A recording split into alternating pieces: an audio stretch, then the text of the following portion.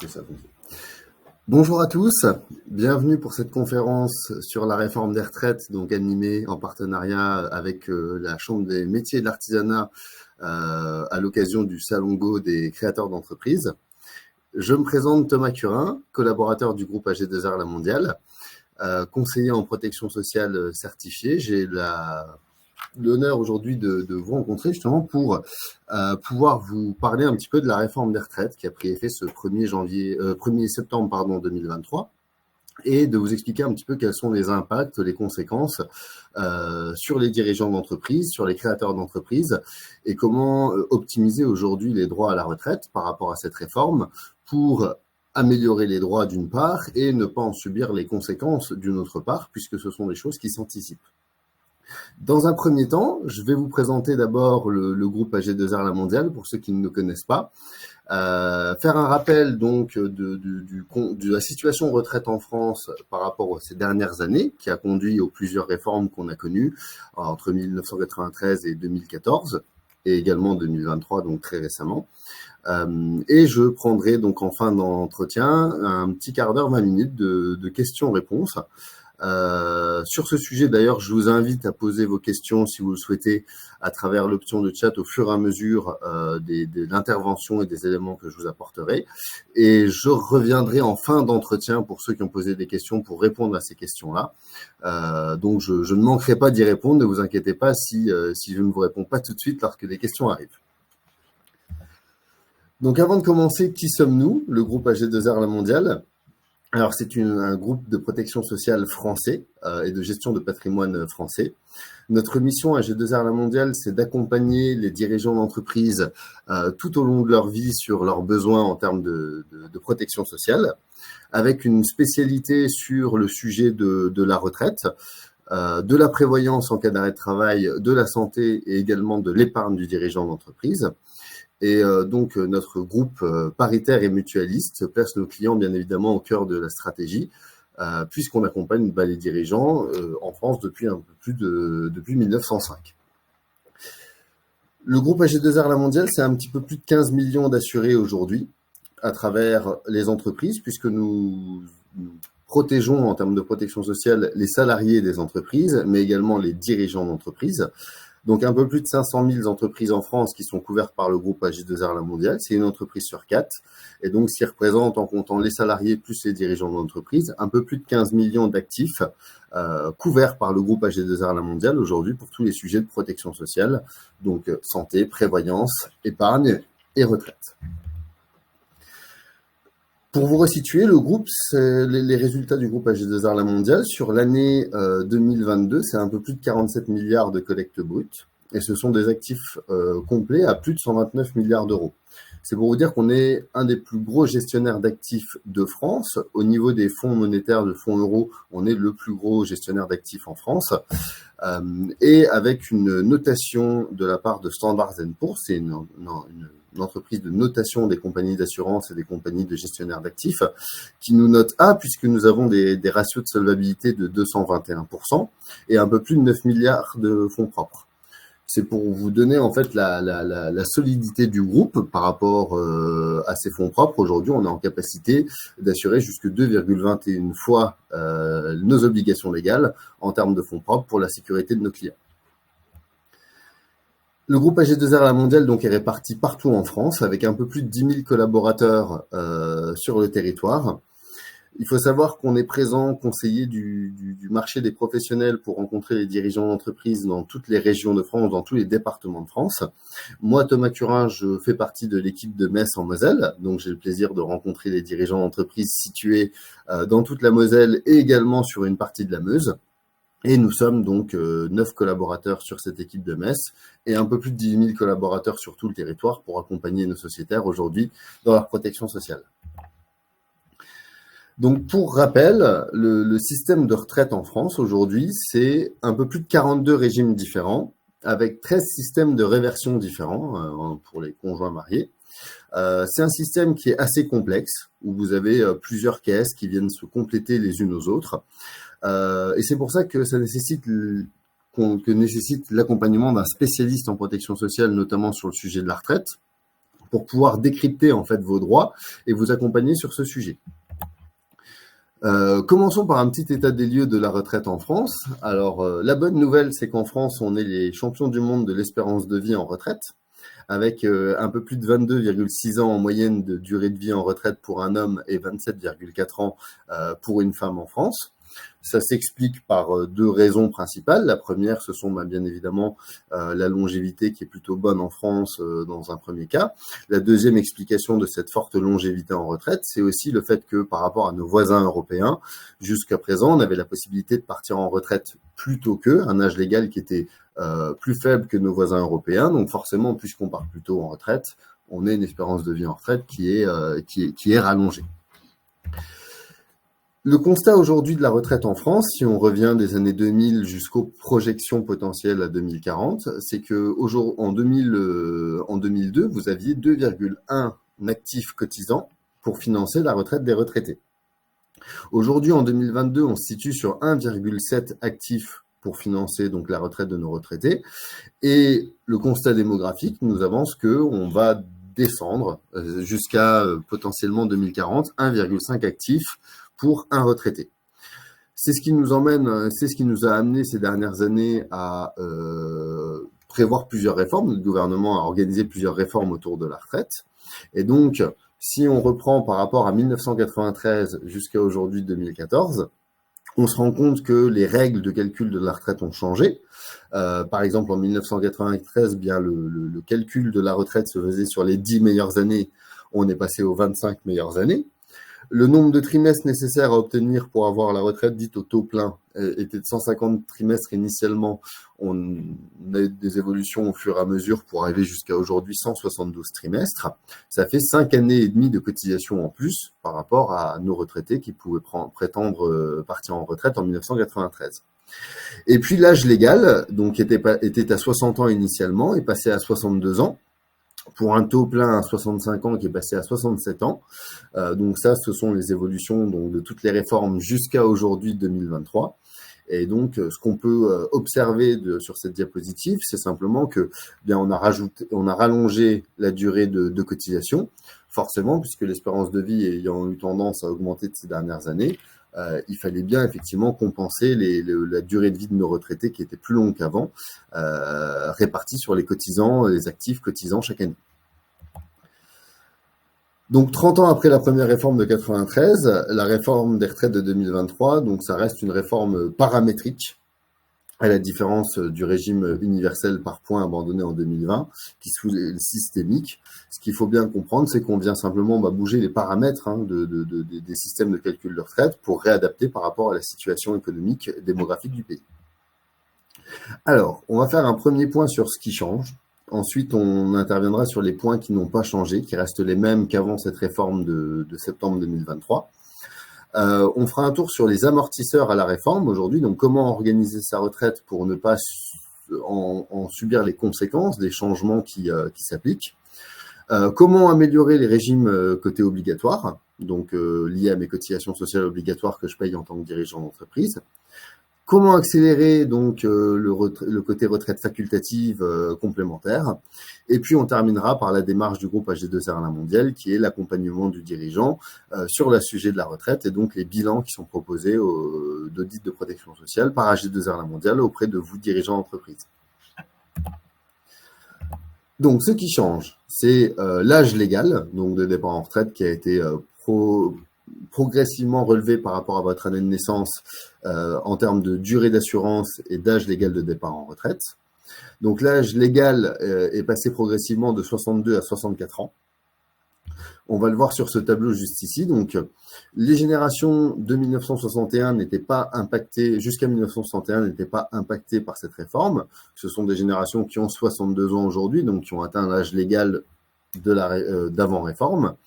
Et ensuite, à partir de septembre 1961, donc la durée légale de prise de retraite augmente un petit peu. On voit que on passe à 62 ans et 3 mois pour la génération 61, 62 ans et 6 mois et ainsi de suite, jusqu'à la génération 1968, où là, on est passé donc des 62 ans légales aux 64 ans complets. En parallèle, la durée d'assurance a augmenté également. Prenons l'exemple d'une personne née en 1965. Auparavant, cette personne devait faire 169 trimestres. Maintenant, on lui demande de faire 172 trimestres. Et au niveau de l'âge légal, il est passé de 62 ans à 63 ans et 3 mois. Donc, il y a eu, concernant la fonction publique, je vais passer sur les régimes spéciaux, mais en tout cas, une chose importante, c'est que sur les régimes spéciaux, il y en a une paire qui ont été supprimés pour les nouveaux entrants dans ces entreprises qui bénéficiaient de régimes spéciaux. Ça ne nous concerne pas forcément aujourd'hui. Il y a un libre arbitrage donc de la majoration de la durée d'assurance pour les enfants qui a été modifié. Il faut savoir que jusque maintenant, lorsque l'on a un enfant, la mère de l'enfant bénéficie obligatoirement de 8 trimestres, 4 liés à la naissance de l'enfant et 4 liés à l'éducation de l'enfant. Il s'avère que jusqu'à présent, on pouvait partager les 4 trimestres liés à l'éducation entre le père et la mère en fonction du relevé de carrière de chacun. Aujourd'hui, après réforme, il sera possible de n'en partager plus que 2 avec le père de l'enfant. Donc, il y aura toujours 6 trimestres qui seront obligatoirement donnés à la mère et 2 trimestres qui seront potentiellement partageables avec le père. Cette information-là, elle est assez importante parce que selon la carrière de chacun, il faut savoir que les trimestres liés à la naissance et à l'éducation des enfants pour la mère ne permettent quelque part que de compenser des périodes potentielles d'inactivité dans un relevé de carrière, dans une carrière complète. C'est-à-dire que la maman qui arrive à l'âge de 64 ans, âge légal de départ en retraite, elle a eu quelques années de non-cotisation, d'arrêt de travail pour élever les enfants. À ce moment-là, ces trimestres-là viennent compenser ces périodes-là.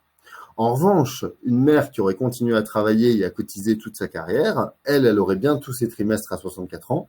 Eh bien, les trimestres liés à l'éducation ou à la naissance, finalement, n'apportent pas de droits supplémentaires puisque justement, ils viennent plutôt compenser des périodes d'inactivité. Ce qu'il faut savoir, c'est que pour pouvoir partager les trimestres entre le père et la mère, il faut le faire entre le moment où l'enfant a plus de 4 ans et moins de 4 ans et 6 mois. Ça vous laisse un délai de 6 mois pour pouvoir faire la demande. C'est très court comme délai.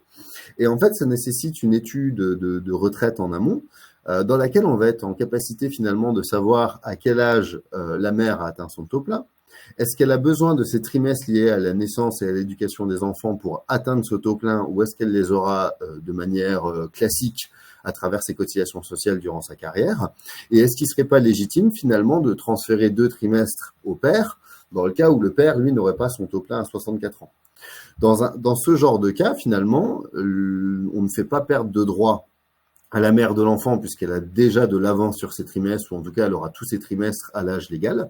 Par contre, pour le père, lui, qui aurait peut-être potentiellement besoin de racheter des trimestres arrivés au moment de la retraite pour pouvoir partir à l'âge légal, s'il en manque, eh bien là, il faut savoir qu'un trimestre coûte à peu près 6 000 euros. Si on partage 2 trimestres entre la mère et le père, on peut gagner 12 000 euros en fait liés au rachat de trimestre. Qui plus est, ça va nous permettre d'augmenter les pensions des régimes obligatoires. Sur une retraite moyenne, ça peut faire une augmentation d'à peu près 60 000 euros sur 25 ans de retraite. Donc, en plus des 12 000 euros économisés pour les trimestres que je n'ai pas eu à racheter, finalement, je peux faire un gain concrètement de 72 000 euros juste en optimisant les régimes obligatoires. Et pour ce faire, en fait, vous avez forcément besoin de l'accompagnement d'un spécialiste en protection sociale qui pourra déterminer si la maman a besoin de garder ses trimestres ou non, et s'ils sont partageables à ce moment-là avec le papa, est-ce qu'il y a un intérêt quelque part à effectuer cette démarche de partage. Donc ça n'a pas bougé. Genre juste une petite précision sur le fait que les trimestres pour éducation peuvent être supprimés en cas de violence des parents sur les enfants. Bon, c'est un détail, mais c'est quand même à savoir.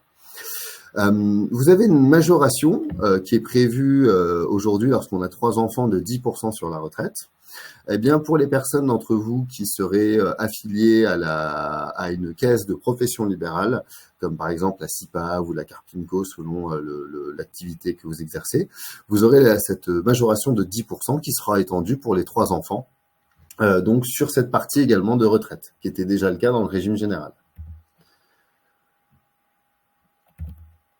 Donc, il y a aussi une pension de réversion qui est créée aujourd'hui pour les orphelins dans le régime général. Il faut savoir que là, c'est à l'inverse. Les professions libérales, elles, avaient le droit auparavant à des rentes pour les orphelins en cas de décès du dirigeant d'entreprise avant la majorité des enfants.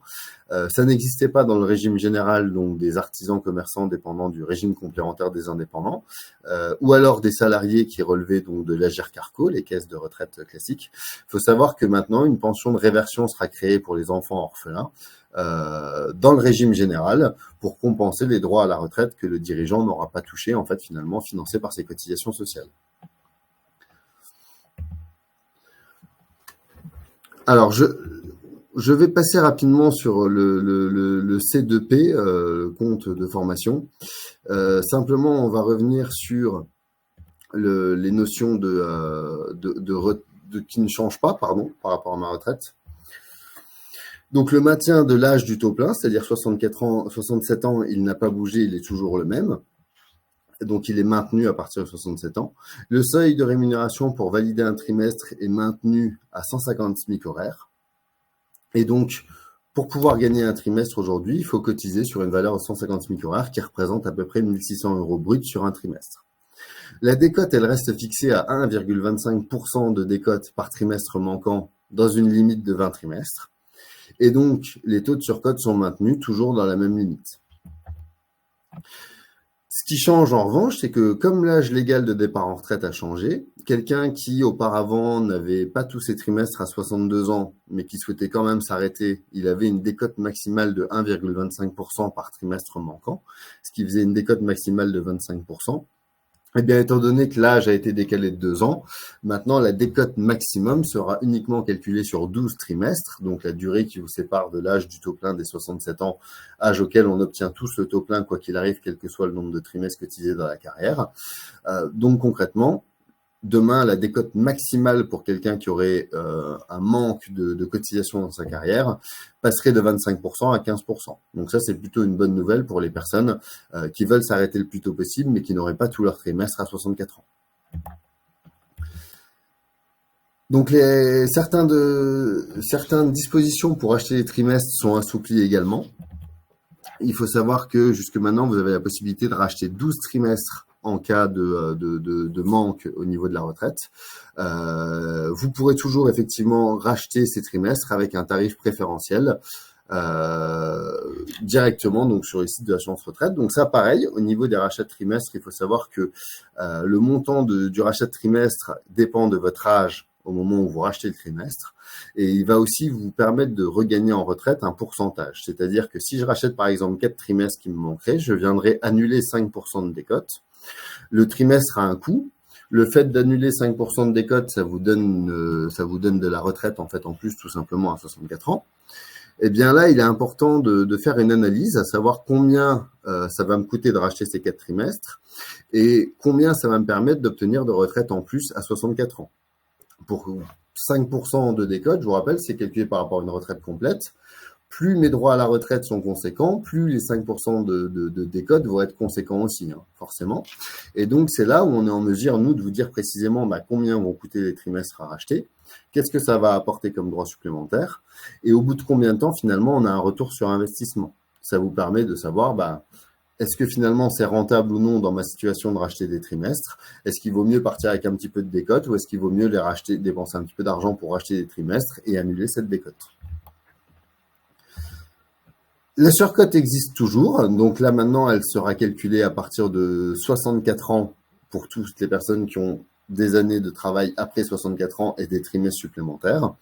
Il faut savoir que les personnes qui ont des trimestres liés à l'éducation d'un enfant, la surcote commencera une année plus tôt, donc à partir de 63 ans.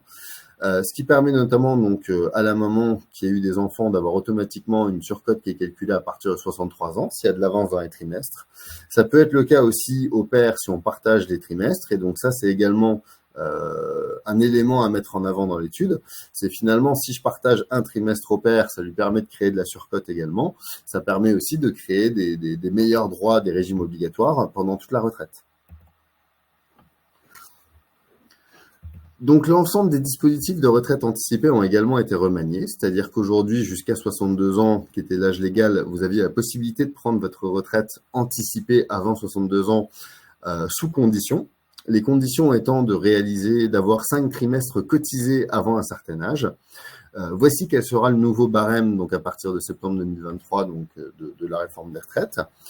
Par exemple, pour pouvoir partir à 58 ans, il faut que le dirigeant ou la personne en question ait 5 trimestres avant la fin de l'année de ses 16 ans. C'est très rarement le cas.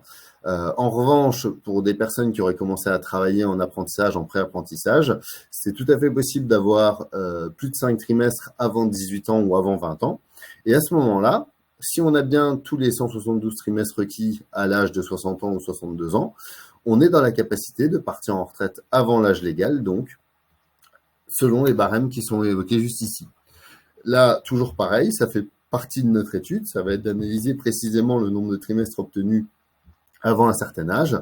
Il faut savoir que pour les carrières longues, il y a aussi une notion qui est importante à prendre en compte, c'est que ne sont considérés comme trimestres cotisés que 4 trimestres maximum au titre de la maladie ou du chômage. C'est-à-dire qu'une personne qui aurait été malade pendant plusieurs années d'affilée, à ce moment-là, elle aurait quand même gagné des trimestres pendant ces années-là, mais il ne permettrait pas de prendre une retraite anticipée avant 64 ans, puisque au titre de la maladie, seulement 4 trimestres maximum sont comptabilisés pour le calcul de la retraite anticipée avant 64 ans.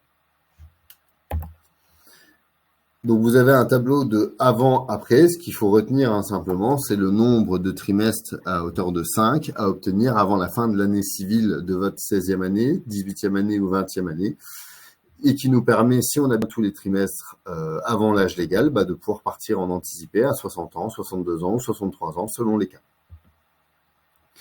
Il y a toujours une possibilité de prendre une retraite anticipée en cas de handicap. À partir de 55 ans, ça n'a pas été modifié. C'est au cas par cas, bien évidemment, et ça s'analyse en fonction des taux d'invalidité de la personne.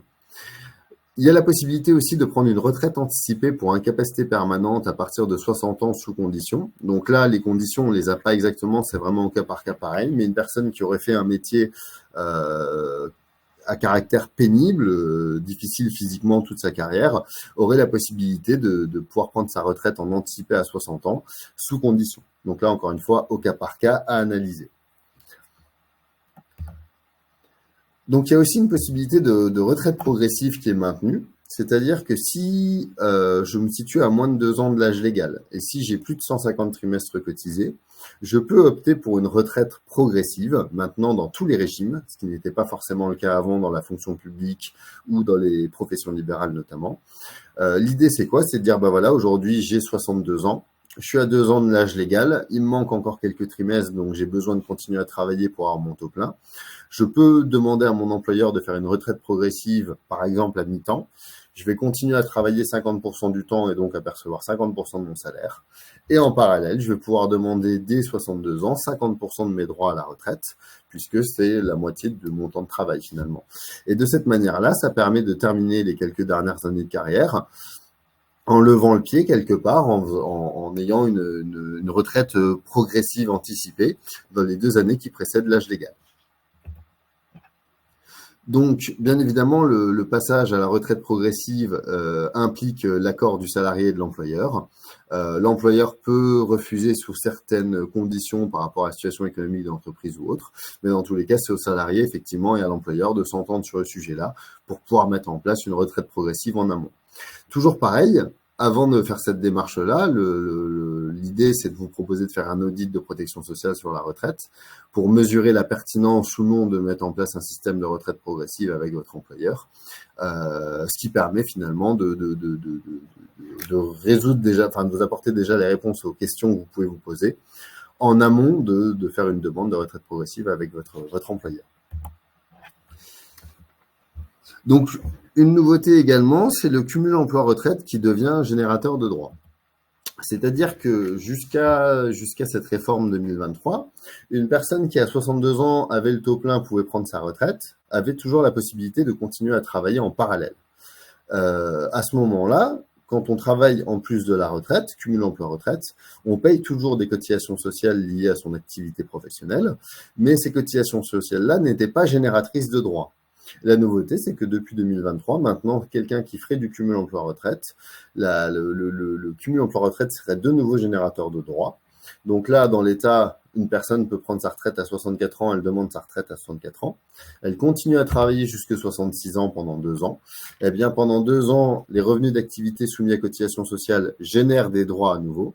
Et donc, au moment de la cessation totale d'activité à 66 ans, la personne peut faire réévaluer ses régimes de retraite, ses pensions obligatoires, pour justement faire valoriser en fait les 2 années de travail complémentaires qui ont été faits en plus de la retraite. Une nouveauté donc quand même, c'est qu'aujourd'hui, un dirigeant d'entreprise n'a plus l'obligation d'attendre un délai de 6 mois pour pouvoir continuer son activité à partir du moment où il est en cumul emploi-retraite intégral, c'est-à-dire à partir du moment où le dirigeant a bien les 172 trimestres nécessaires au moment où il décide de faire le cumul emploi-retraite. Donc, quels sont les accélérateurs qu'on peut voir auprès des régimes facultatifs? Quelques exemples. Alors, il y a une solution à travers l'assurance vie, une solution de pré-retraite face au souhait donc de s'arrêter le plus tôt pour les dirigeants d'entreprise. Il faut savoir que on a un constat, c'est que 80% des gens souhaiteraient s'arrêter le plus tôt possible, donc entre 60 et 62 ans. Et on se rend compte que plus de 80% des gens finalement s'arrêtent après 64 parce que la retraite n'a pas forcément été anticipée. Il peut y avoir des notions de décote, de surcote. Et donc finalement le souhait de s'arrêter le plus tôt possible n'est pas toujours réalisé par le dirigeant d'entreprise. Ce qui est proposé aujourd'hui, c'est, si on revient sur le tableau que je vous ai montré initialement, c'est qu'une personne de 1965 par exemple, quelqu'un qui aurait eu tous ses trimestres à 62 ans, aujourd'hui, ne pourra plus demander sa retraite avant 63 ans et 3 mois, ou avant 64 ans. Eh bien, à ce moment-là, une personne qui aurait quand même tous ses droits à 62 ans et qui ne veut pas continuer à travailler de 62 à 64 ans, on serait en possibilité finalement de financer une solution en assurance vie qui viendrait être une solution de pré-retraite, c'est-à-dire de savoir, moi aujourd'hui j'ai un pouvoir d'achat de 25 000 € chaque année. Eh bien, si demain je m'arrête de travailler à 62 ans, mais que je ne peux pas demander ma retraite avant 64 ans, eh bien, il faudrait que je puisse mettre de côté 50 000 €, financer 50 000 € à travers une solution qui reste disponible, donc à travers l'assurance vie notamment, pour pouvoir servir de rémunération tampon avant d'obtenir finalement mes régimes obligatoires et mes capitales ou rentes issues de mon épargne retraite si j'ai mis de l'épargne retraite en place durant ma carrière. Donc là, pareil, ce sont des choses qui s'anticipent. Si aujourd'hui, on a la possibilité de s'arrêter de travailler à 62 ans, mais qu'on ne peut pas prendre sa retraite avant 64 ans, nous, on pourra le déterminer ça grâce à notre étude. Et si effectivement c'est votre cas, on pourra vous dire précisément aujourd'hui combien il faudrait épargner tous les mois si je veux continuer de m'arrêter à travailler à 62 ans comme c'était initialement prévu et avoir une solution de rémunération en attente de ma retraite qui arriverait qu'à 64 ans. Il y a aussi la possibilité pour les personnes qui sont en statut d'entreprise à l'impôt société de mettre en place un système de capitalisation pré-retraite comme on l'a vu précédemment, mais financé par l'entreprise, auquel cas vous avez un double gain dans ce cadre-là. C'est que d'un côté, vous avez une somme qui est capitalisée, qui est financée par l'entreprise, qui servira de rémunération temporaire en attendant de pouvoir prendre ma retraite. Ces sommes-là qui sont versées sur le dispositif sont génératrices de droits, puisque soumises à cotisation sociale, et donc automatiquement considérées comme une charge dans l'entreprise. Donc, vous gagnez finalement l'impôt sur les sociétés sur le bénéfice que vous auriez réalisé si vous n'aviez pas mis cette solution en place. L'avantage, il est double, c'est qu'au lieu de payer de l'impôt sur les entreprises, de l'impôt société, on va venir intégrer une solution qui servira de rémunération tampon le jour où j'arrive en retraite, et qui permettra donc d'optimiser aussi mes régimes obligatoires, puisque du coup, soumis à cotisation sociale plutôt qu'à l'impôt société, me permettra de gagner des droits à la retraite supplémentaires auprès des régimes obligatoires, en plus de ma solution de rémunération par capitalisation. Ça, bien évidemment, ça dépend de la situation de l'entreprise, de la trésorerie de l'entreprise, et également de la situation par rapport à l'arbitrage rémunération-dividende qui a été décidé par le dirigeant et son expert comptable lors de l'accompagnement. Donc, il y a aussi une solution de péri pour lever le pied suite au relèvement de l'âge légal. Donc, pour quelqu'un qui sera en cumul emploi-retraite, aujourd'hui, j'ai des revenus d'activité professionnelle et je peux obtenir un gain fiscal à travers l'épargne retraite. Eh bien, lorsque je passe en cumul emploi-retraite, j'ai la possibilité de toucher ma retraite, de toucher mes revenus d'activité et de venir réduire la pression fiscale en réinjectant une partie de ma retraite dans de l'épargne retraite pour plus tard, ce qui me permet finalement bien toujours d'optimiser mes régimes obligatoires, mais en plus de ça, d'optimiser mon impôt sur ces quelques dernières années avant d'arriver en retraite et de pouvoir liquider mon épargne retraite sous forme de rente ou sous forme de capital et d'augmenter mes pensions de retraite déjà acquises auprès des régimes obligatoires. Donc, en synthèse, il y a beaucoup de choses qui changent par rapport à la retraite progressive, par rapport au cumul emploi-retraite, par rapport au partage de trimestres pour les enfants, l'âge légal qui a été relevé, le temps de travail qui a été relevé également. Tous ces éléments-là sont des notions en fait à intégrer dans l'étude pour pouvoir précisément vous dire en fait combien vous aurez et à quel âge. Et ça nous permet aussi d'optimiser les choses par rapport à vos régimes obligatoires et vos régimes complémentaires facultatifs. Alors notre démarche, c'est un audit de protection sociale qui a pour objectif en fait de vous donner un droit d'information. Aujourd'hui, vous avez le devoir de cotiser, vos cotisations sociales obligatoires, mais vous n'avez aucune information en direct sur quels sont les droits que vous achetez à travers vos cotisations sociales obligatoires. Notre étude, c'est déjà de vous donner un droit de savoir sur vos régimes obligatoires. Aujourd'hui, je dépense des cotisations sociales. Quels sont les droits que j'achète avec ces cotisations sociales ? Et donc, on propose de faire un bilan retraite. Pour faire ce bilan retraite, la première étape, ça va d'abord être de récupérer votre relevé de carrière et d'analyser la conformité de votre relevé de carrière par rapport à votre carrière passée. Il faut savoir qu'il y a un relevé de carrière sur 5 en France qui est erroné, c'est-à-dire qui comporte des erreurs. Si je ne rectifie pas, moi, ces erreurs auprès des caisses de retraite avant de liquider ma retraite, je peux potentiellement perdre des droits que je n'aurai plus le droit de réévaluer par la suite. Donc, première étape, je viens modifier le relevé de carrière. Je viens analyser s'il est juste. Donc là, un relevé sur 6, comporte des erreurs. Donc, je viens apporter des modifications lorsqu'il y a des anomalies avec vous. Et donc, on est en mesure, une fois qu'on a relevé ces anomalies, de savoir exactement le nombre de trimestres enregistrés par rapport au nombre de trimestres encore à obtenir pour arriver au taux plein. On se base sur vos données personnelles, donc la rémunération du dirigeant, la rémunération du conjoint ou de la conjointe. On intègre aussi les solutions qui sont déjà mises en place par le dirigeant pour sa protection sociale, donc en cas de la prévoyance en cas d'arrêt de travail, de la retraite, de l'épargne retraite mise en place par l'entreprise, etc. De là, en fait, on est en capacité de vous dire précisément, avant réforme, après réforme, quelles sont les différences donc de la situation pour chacun, c'est-à-dire à quel âge j'ai mon taux plein et avec combien je peux partir en retraite. Avec une synthèse, une fois qu'on a déterminé ces éléments de taux plein, on vous pose des questions, savoir exactement à quel âge vous souhaiteriez vous arrêter, à quel âge vous souhaitez liquider vos pensions des régimes obligatoires. Et de là, on vient vous dire précisément, voilà combien ça fera de retraite de la part des régimes de base pour monsieur, pour madame. Les complémentaires pour monsieur, pour madame. Si vous avez mis de l'épargne retraite en cours, on peut intégrer les solutions d'épargne retraite en assurance vie, en PER, directement sous forme de rente ou de capital dans notre étude. Et on vient aussi analyser les droits à la réversion ici. Donc les droits à la réversion qui prennent en fait en compte les droits acquis lorsqu'on est marié avec son conjoint. En cas de décès du conjoint, quelle est la partie de sa retraite qui me sera reversée sous forme de réversion si un jour je me retrouve seul. Vous aurez aussi une explication des résultats donc de la retraite précisément, donc les régimes alignés, les régimes complémentaires.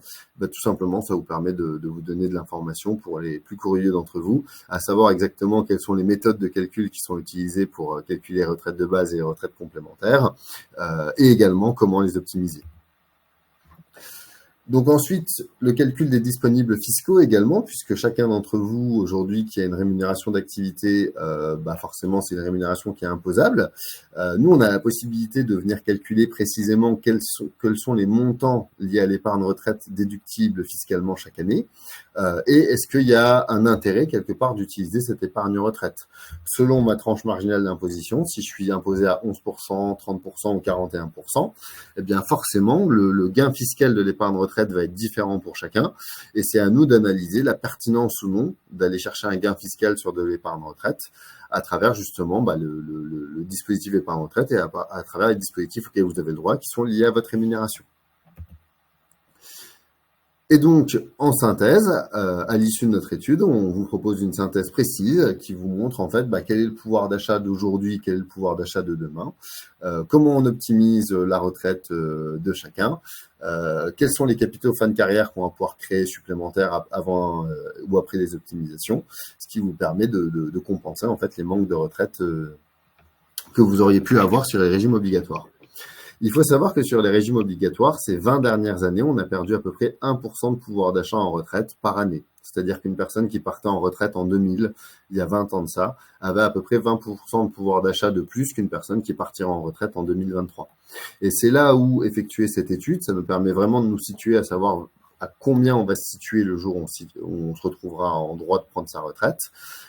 Et si c'est pas suffisant, eh bien, quel serait l'effort d'investissement qu'il faudrait consacrer à l'épargne retraite pour venir compenser ces pertes de droits qu'on a subies à travers les différentes réformes et à travers les évolutions des nombres de points des régimes complémentaires.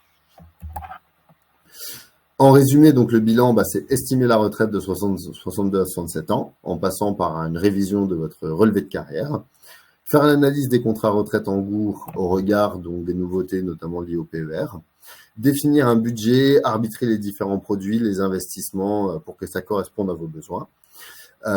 Et donc faire un compte rendu des 3 points précédents et vous laisser décider en fait de la marche à suivre et des préconisations qu'on vous fera pour optimiser la retraite.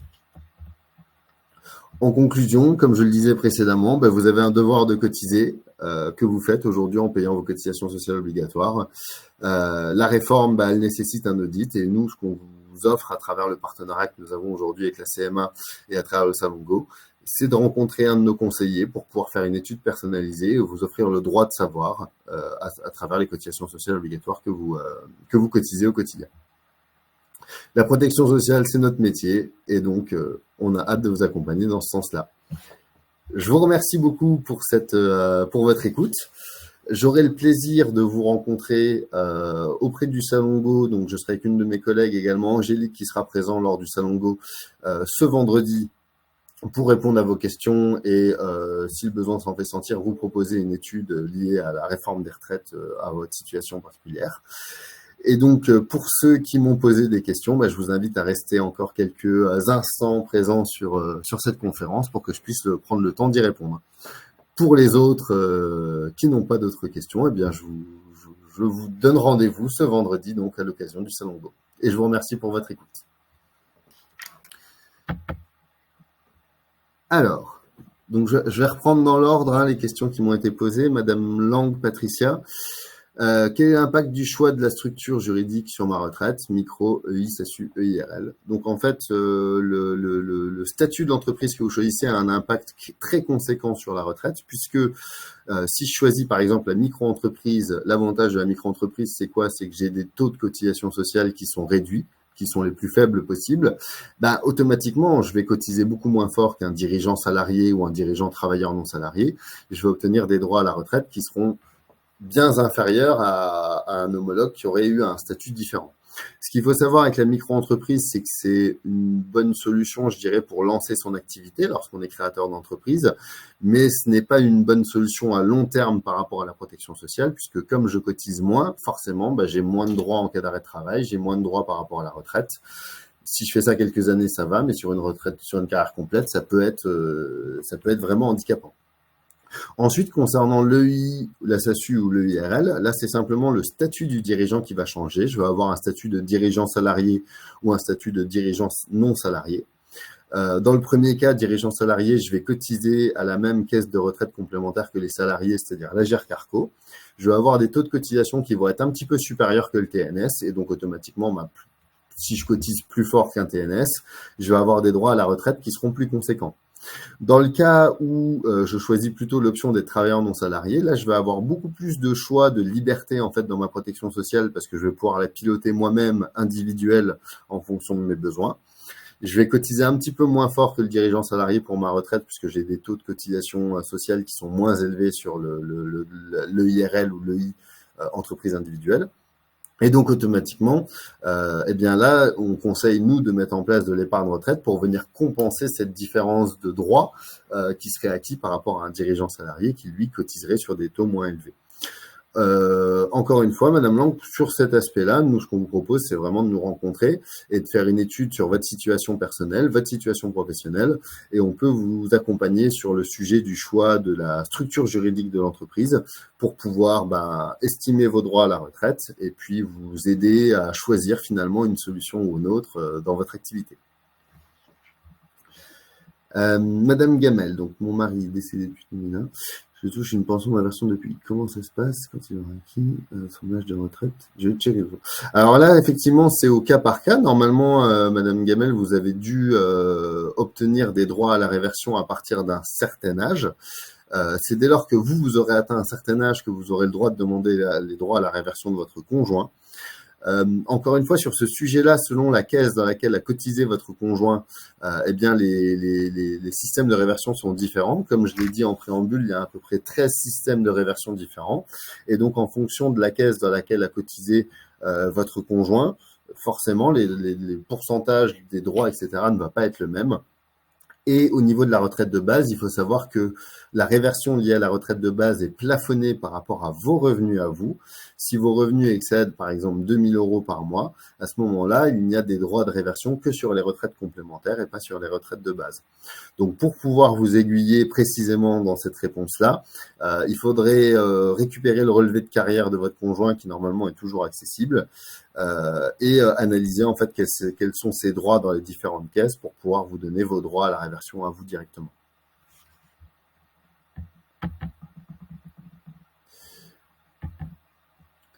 Alors, voilà, vous avez mon adresse mail qui vous a été envoyée sur le chat par Jérémy Rojewski. Je vous remercie, Jérémy. N'hésitez pas à prendre directement contact avec moi par mail si vous avez des questions personnelles à poser. Et si effectivement la réponse nécessite une étude de protection sociale, on pourra convenir ensemble d'un rendez-vous pour pouvoir étudier votre situation et répondre précisément à vos interrogations.